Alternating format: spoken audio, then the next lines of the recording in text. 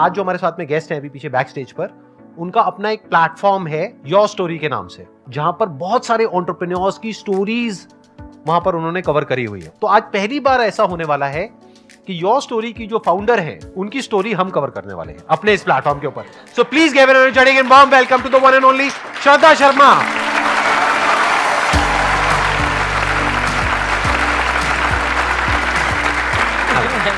Please आइए। बहुत nervous हूँ संदीप, बहुत डर लग रहा है, मगर अच्छे हाथों में हूँ। एंड ऑडियंस को देख के थोड़ा अब तसल्ली हो रही है। सब स्माइल कर रहे हैं, स्माइल करते रहना।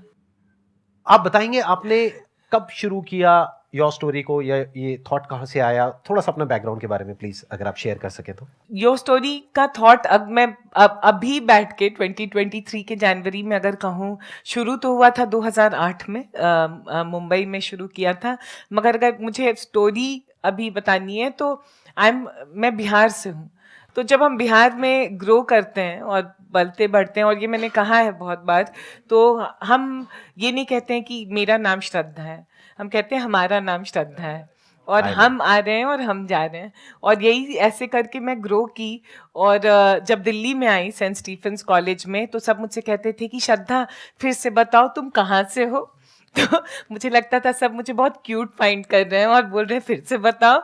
फिर थोड़ा टाइम लगा, फिर पता चला कि एक्चुअली लोग मेरा मजाक, मुझे कोई क्यूट नहीं फाइंड कर रहा था, सब मेरा मजाक उड़ा रहे थे। और कहीं ना कहीं ये हमेशा लगा कि हम जैसे बात करते हैं, हम जो होते हैं, हम जहाँ से आते हैं, कितना ज़्यादा जजमेंट है उसको लेकर। And that was something that stayed with me always. जो क्वेश्चन, मेरे सवाल जो मेरे हमेशा जो मेरे दिमाग में रहता था कि हम क्यों जज करते हैं किसी को, कि वो जहाँ से आते हैं, हमारी कैपेबिलिटी और हम जो हर दिन अचीव करते हैं, that is a story and it defines a story. और जब मैंने योर स्टोरी मीडिया में गई तो वहाँ पे भी वो दिखा, क्योंकि मीडिया में it is all about I, me, my self, and जो सक्सेसफुल है, बड़ा है, उसकी स्टोरीज। तो 2008 में मुझे लगा जो हमारे जैसे लोग हैं जिनके माँ बाप शायद उतने रिच नहीं हैं, सक्सेसफुल नहीं हैं, और जो सेल्फ मेड हैं, और इसीलिए 2008 में मैंने कहा हर इंसान जो खुद के बलबूते पे कुछ करना चाह रहा है, जिसके पास बैकग्राउंड नहीं है, पैसा नहीं है, उन सब की कहानी, उनकी जुबानी सुनाएंगे। और तब यो स्टोरी शुरू हुआ, और आज 1.5 लाख स्टोरी हमने किया है पिछले 14 सालों में।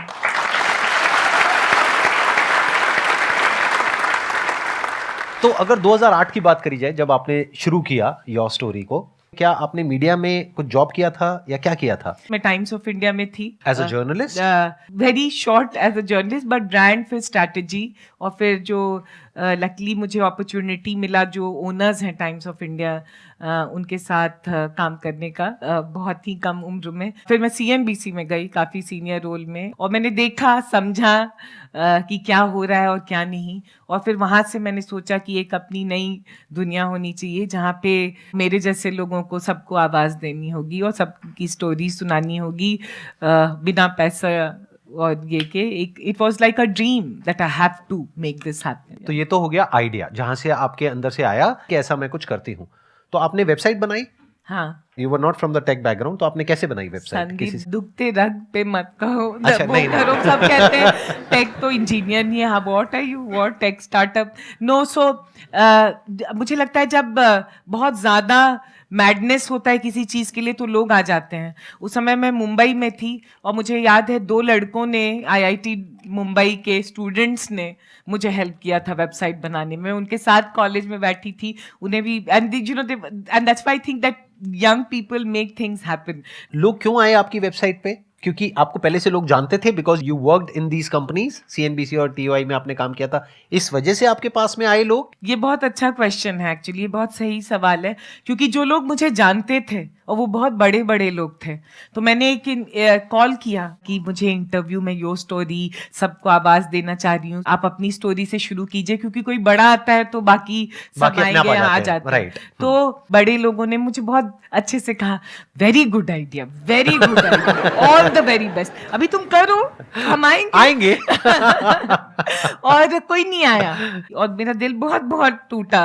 इनफैक्ट एक और संदीप एक स्टोरी है कि एक लड़की मुझे हेल्प करना चाह रही थी कि अच्छा तुम्हारा बहुत अच्छा आइडिया है, तो ये एंटरप्रेन्योर है गेमिंग में, मुंबई में अंधेरी में गेमिंग में अपना बिजनेस कर रहे हैं, वो अपना स्टोरी सुनाना चाहते हैं, तुम आ जाओ। तो मैं गई, ट्रेन लिया, पहुंची अंधेरी, 3rd फ्लोर में, आज भी मुझे याद है, और मैं बैठी हुई थी और वो सीईओ आया। Hi my name, I don't want to say my name is this, I said hi my name is Shraddha from YourStory. He said sorry कहाँ से? मैंने कहा योर स्टोरी से। बोला ये क्या स्टोरी है? मैंने सोचा तुम CNBC से हो, ये तुम योर स्टोरी से। एंड देन वो जो लड़की जिसने इंटरव्यू सेट किया था उसको कहा कैसे कैसे लोग को उठा के ले जाती हो, आई डोंट इवन नो। आपके सामने ही बोलने लग गया ऐसे। और मुझे लगा उस समय भर भर के रोना शुरू करूं। मैंने कहा नहीं, इस आदमी के सामने नहीं रोऊंगी, क्योंकि वो बोला I will not give interview to someone, मैं ऐसे ऐसे किसी जिसको जानता नहीं मैं क्यों दूं इंटरव्यू। और मेरा दिल, क्योंकि मेरा दिल था कि आवाज दो, स्टोरी सुनाओ, और ये और ऐसे। मैं उस दिन 3rd फ्लोर से चल के नीचे आई और पता नहीं आंख से आंसू आया, और मैंने कहा एक दिन यो स्टोरी को बहुत बड़ा बनाऊंगी, और दुनिया में जो भी हैं और यंग लोग हैं और जितने स्टार्टअप्स हैं और जितने लोग कुछ करना चाहते हैं सब इस प्लेटफॉर्म पे आना चाहेंगे। और संदीप 14 साल लगा है, बट आज बहुत millions of people are there, and बहुत चीज़ें हुई हैं। जब मैंने प्राइम मिनिस्टर का इंटरव्यू किया, जब मैंने रतन टाटा, आज दुनिया भर के बहुत सारे और इंडिया के बहुत बड़े बड़े लोगों सबको आई थिंक ऑलमोस्ट सारे एंटरप्रेन्योर्स आपके वहां पे कवर हो रखे हैं। आज की डेट में आपकी जो कंपनी है उसकी वैल्यूएशन है around $40 million if I am not wrong. तो आप ये बताइए कि शुरू में जब आपने ये किया तो आपको इनिशियल जो ब्रेक थ्रू होता है, यानी शुरू के जो 5-10 इंटरव्यूज हैं, वो कैसे मिले? वो आपने किन लोगों के करे? और उस पे भी जब तक व्यूज नहीं आएंगे तब तक और लोग नहीं आएंगे। तो it's all about traffic, it's all about views, it's all about popularity, all that stuff. Again a very good question. तो अगर मुझे शुरू करना होता तो शायद काफी आसान भी होता और टफ भी होता, और वो मैं बताऊंगी क्योंकि 2008 में जब मैंने स्टोरी शुरू की, जैसे you know anyone here if I tell your first story, तो मैं पहली प्लेटफॉर्म बन गई जब मैंने आपकी स्टोरी आपके जुबान में सुनाई, तो वो अपने फ्रेंड सर्कल में और हर जगह प्रमोट करने लगे। तो वो ऑर्गेनिकली, अभी जो इंग्लिश में कहेंगे नेटवर्क इफेक्ट, काफी सही था, क्योंकि people became promoters of the story, and उसके बाद लोग आने लगे वेबसाइट पे। Very interesting. मतलब आप लोगों को क्लियर हो रहा है ना कि क्या किया इन्होंने, कैसे किया। कुछ स्टूडेंट्स की हेल्प से एक वेबसाइट बनाई, वो भी इन्होंने खुद नहीं बनाई, कहीं से बनवाई, और वो भी आई थिंक फ्री में बनवाई होगी आपने। तो इन्वेस्टमेंट आपने कितना किया था अपने बिजनेस में उस टाइम पे? समोसा खिलाया था। तो ऐसा नहीं है इन्वेस्टमेंट नहीं किया। हाँ, उस टाइम पे इन्होंने क्या किया, एक वेबसाइट बनाई कुछ स्टूडेंट्स की मदद से, जहां पे कुछ समोसे लगे। फिर उसके बाद में वो वेबसाइट बनाने के बाद में लोगों को कांटेक्ट किया, और वो स्टोरी सिंपल टेक्स्ट में होती थी, कोई वीडियो नहीं, कोई ऑडियो नहीं, कुछ नहीं। तो सिंपल टेक्स्ट, यानी कि एक इंटरव्यू लिया, एक इंटरव्यू फॉर्म में वहां पे टेक्स्ट में आ गई, यानी कि एक वेबसाइट के ऊपर उनकी कहानी आ गई विद देयर फोटोग्राफ्स, राइट। तो देखा जाए तो बहुत ही सिंपल बिजनेस मॉडल है। आइडिया कितना सिंपल है, जो हम सोचते हैं ना कि आइडिया में क्या है। सोचो, एक वेबसाइट बनानी है, वो आज की डेट में बहुत सारे प्लेटफॉर्म्स है, कहीं से भी बन जाएगी। जाओ, जाकर के लोगों के इंटरव्यू लो और वहां पे उस वेबसाइट पे पब्लिश करो, और एक दिन $40 मिलियन की कंपनी खड़ी कर दो। मगर मैं यहाँ कहना चाहूंगी, the idea was simple but idea was tough, because my idea was media में आने के बाद कि मीडिया में चलता क्या है, नेगेटिव और सेंसेशनलिज्म। और मैंने कहा मैं योर स्टोरी शुरू करूंगी जहां पे मैं आपके बारे में नेगेटिव, आपको नीचा नंगा नहीं करूंगी। I will celebrate you for who you are. जो तुम्हारे अंदर अच्छाइयत है वो दिखाऊंगी, एंड वो 14 साल तक कंसिस्टेंटली दिखाना in a media space which is not positive, is always judgmental, was toughest part of running this business. ये तो हो गया कि आपका आइडिया कैसे स्प्रेड हुआ। ये आई थिंक सबको क्लियर है ना कि इनका आइडिया स्प्रेड कैसे हुआ। This is a perfect example of viral marketing, जिसको आज की डेट में हम बोलते हैं। वायरल मतलब क्या होता है कि जो अपने आप वर्ड ऑफ माउथ से स्प्रेड हो जाए। एडवर्टाइजिंग से आपको एक बार स्पाइक मिल सकता है, लेकिन अगर प्रोडक्ट में दम नहीं है तो वो वापस से नीचे गिर जाएगा। इन्होंने कोई एडवर्टाइजिंग नहीं करी, नहीं, सिर्फ एक वेबसाइट बनाई, वहां से कुछ लोग आए, उन्होंने आगे लोगों को बताया, फिर वहां से कुछ और लोग आए, उन्होंने आगे लोगों को बताया, धीरे धीरे वो बड़ा होता चला गया, धीरे धीरे वो फैलता चला गया और फैलते फैलते मिलियंस ऑफ पीपल तक फैल गया। आज की डेट में कितना ऑर्गेनिक ट्रैफिक है आपकी वेबसाइट पे? 10 मिलियन 10 मिलियन पर मंथ और per year? Per month. Per month 10 million मतलब 1 करोड़ लोग यहां पर आते हैं इनकी वेबसाइट पे हर महीने, विच is not a small number, which is a good number. 5 million subscribers हैं। उन्होंने न्यूज़लेटर के लिए सब्सक्राइब किया हुआ है, Newsletters, 5 मिलियन सब्सक्राइबर्स हैं और 10 मिलियन यूजर्स हैं।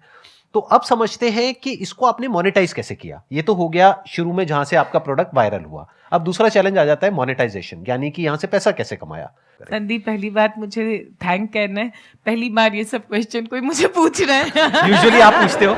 नहीं, और यूजुअली कोई सोचता ही नहीं है कि सुनना चाहिए या it's worth it, but I am thankful that you are telling in India my story, क्योंकि मैंने 14 साल से मेहनत करके एक प्रॉफिटेबल सस्टेनेबल बिजनेस बनाया है। तो कैसे पैसा शुरू किया, तो आइडिया तो बहुत रोमांटिकली कि सबकी कहानी सुनानी है दिल से, दिमाग यूज ही नहीं किया।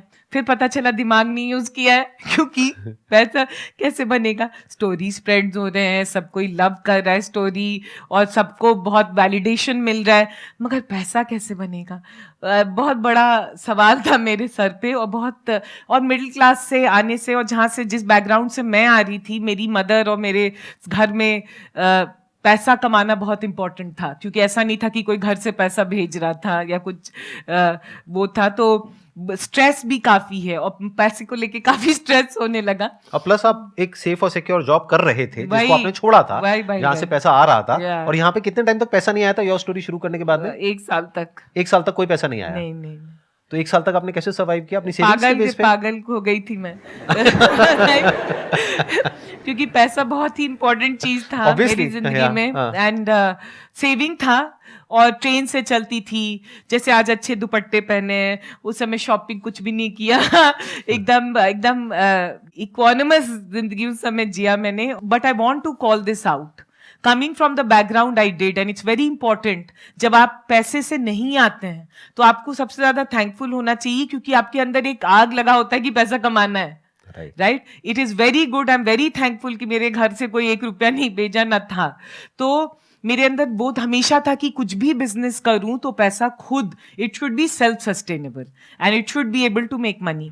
किसी एंटरप्रेन्योर ने, जिसकी स्टोरी की थी मैंने, श्रीला जाइडुपल, मुझे आज भी उसका नाम याद है, वो कहा how are you making money. मैंने कहा नहीं, स्टोरी सुना रही। तो बोलता नहीं इतना अच्छा कर रहे हैं, मैं पैसा आपको नहीं दे सकता, क्योंकि अब मैंने कहा मुझे आपसे लेना भी नहीं है पैसा।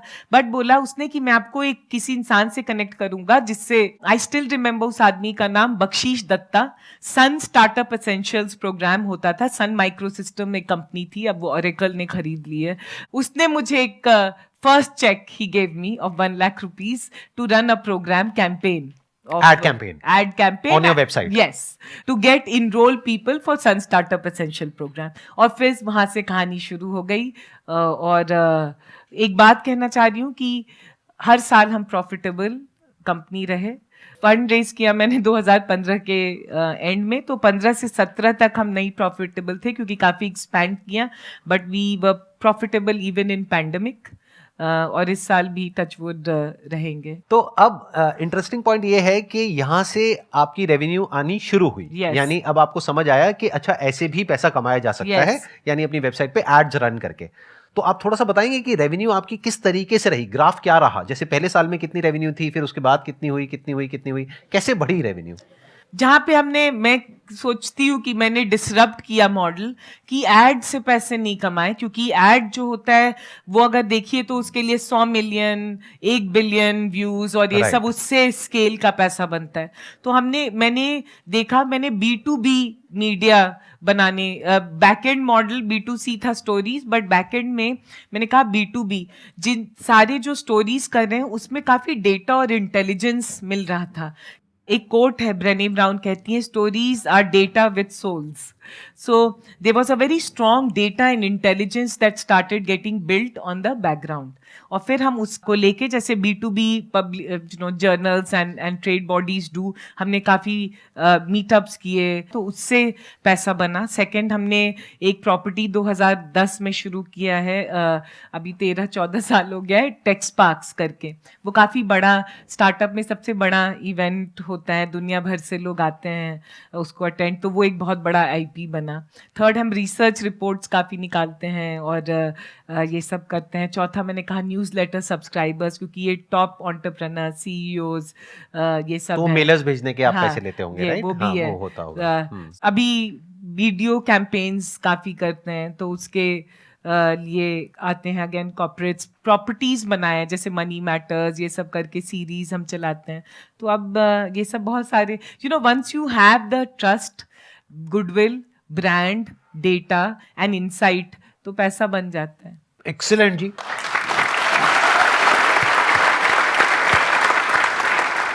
अब बताइए, अगर आप लोगों के माइंड में कोई क्वेश्चंस आ रहे हैं, कुछ आप पूछना चाहते हैं इनसे, जो भी अभी तक इन्होंने शेयर किया उसके बारे में. हाँ, आप बताइए, इनको माइक दीजिए. 14 इयर्स का जो आपका मतलब इतना टफ टाइम गया, इसमें इतने सारे ब्रेक थ्रूज थे, तो मतलब बहुत पेशेंस चाहिए होगा. तो उस टाइम पे ऐसा क्या था जो आपको इतना ज़्यादा मोटिवेटेड किया? मोटिवेट दो चीज़ें मुझे अभी अगर मैं आंसर करूं, मुझे मोटिवेट किया. पहले तो ये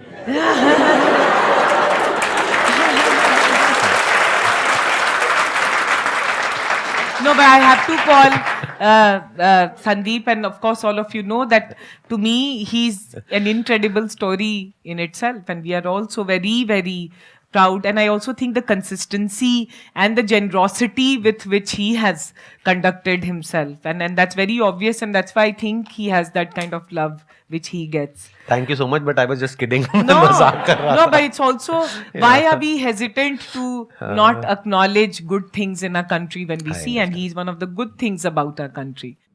The two things that helped me was मेरे अंदर डर बहुत था फेलियर का. तो एक बार शुरू कर दिया तो मेरी माँ बहुत रोई थी पटना में. मैंने जब कॉल किया था मेरी मदर को कि मैं छोड़ रही हूँ टीवी चैनल और ये, तो वो रोने लगी. एंड आई वॉज थिंकिंग कैसी पागल है कि एंटरप्रेन्योर बन रही हूँ और ये रो रही है. तो कह रही थी बर्बाद हो गई हो तुम, हमेशा से कुछ नहीं सुनती हो, अभी इतना अच्छा जॉब था छोड़ दिया. तो वो रोने लगी. एंड मेरे अंदर एक वो डर था कि I should not disappoint my mother. And the second thing was somewhere I was very mad about कि मुझे नेगेटिविटी में मैंने बहुत जिंदगी में देखा है और झेला है. I really believe positivity is a habit. Being positive is an everyday habit like brushing your teeth. Positivity requires effort. और मैं बीच में मैदान छोड़ के भागने वाली नहीं थी क्योंकि लोग कह रहे थे PR. I said आज this is not PR. This is being the ability to appreciate each other. तो वो भी एक जुनून था कि करना है, addiction. So that and I lost my mother in 2010. फिर एक वो भी था that she never got to see and that's why I wanted to do. So बहुत सारी चीज़ें थी, दौड़ाते रही और entrepreneurs थे, बहुत प्यार मिला है. I'll be lying if I don't tell all of you that I got a lot of love from entrepreneurs. क्योंकि पहली बार किसी के साथ खड़े हो जाओ तो लोग भूलते नहीं हैं. Yeah. It's such an interesting story. Thank you.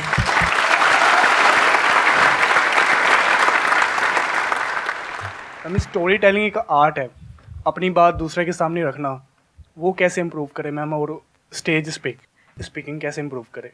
The only thing you will become a good storyteller is by making mistakes and making a joke of yourself. लोग हंसें, मतलब आगे चल के अच्छाइयत पे हंसें और कुछ अच्छे जोक्स पे हंसें, but you have to come and stand on the stage. It is again an everyday habit.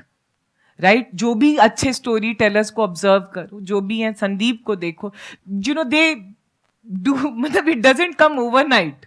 हर दिन वो आके खड़े होते हैं. दूसरा, मुझे लगता है अगर अच्छा स्टोरी टेलर बनना है तो अच्छा इंसान बनना बहुत जरूरी है, because you need to understand human beings. For me, what I like is not the story you tell. What I like is the story you are not telling me. Right? To understand that. लोग को पहचानना शुरू करोगे तो story teller अपने आप और practice करो, खड़ो स्टेज पे, अपना मजाक उड़ाओ, लोग ताली नहीं बजाएंगे तो ठीक है, but you will get the game. Story telling में क्या होता है, जैसा कि इन्होंने कहा कि अपना मजाक उड़वाने के लिए हमको हमेशा तैयार रहना है, यानी कि जो सच है जैसा है वैसा बोलने का दम रखो। Yeah. क्योंकि अगर आप अपने आप को परफेक्ट दिखाओगे हमेशा, तो सामने वाला इंसान समझ जाएगा कि आप एक्टिंग कर रहे हो, और एक्टर्स को कोई नहीं देखना चाहता, even if it's a movie आप एक्टर्स को देखने के लिए जाते हो या कैरेक्टर को देखने के लिए जाते हो? तो आपको क्या करना होगा कि एक्टिंग नहीं करनी है, जो एक्चुअल में जैसे हो जो हो बोल दो, और वही चीज कनेक्ट करेगी, and that is story telling. मतलब कि सामने वाला रिलेट कर सके। वो रिलेट तभी करेगा जब आप बिना किसी फिल्टर के बोल रहे हो, अंदर से जो हो जैसे हो बस बोलते चले जा रहे हो, सामने वाला भी अपने आप ही उस जोन में चला जाएगा। वो कहेगा अरे अरे अरे अरे, मतलब एक ऐसी कहानी उसके माइंड में बिल्ड हो जाएगी। अगर if you talk about great story telling, एक स्टोरी टेलिंग हो सकती है which is like fake story telling, उसको आप सुनोगे पढ़ोगे और भूल जाओगे एक दिन में। बट कुछ ऐसी कहानियां होती है जो अंदर टच कर जाती है, मतलब याद रह जाती है। जैसे अगर मेरी बात करी जाए तो मेरे दिमाग में एक मैंने बायोग्राफी सुनी थी डॉक्टर एपीजे अब्दुल कलाम की, वो कुछ टच कर गया था। There was an honesty in that story. तो if you want to be a great story storyteller be honest, be authentic. किसी के जैसा बनने की कोशिश मत करो। जो आपकी कहानी है, जैसी कहानी है, बिना ये सोचे कि हाँ उसका कुछ अच्छा हो रहा है, बुरा हो रहा है, ये हो रहा है, वो हो रहा है, whatever it is, without thinking of the consequences और आउटकम, जस्ट से इट।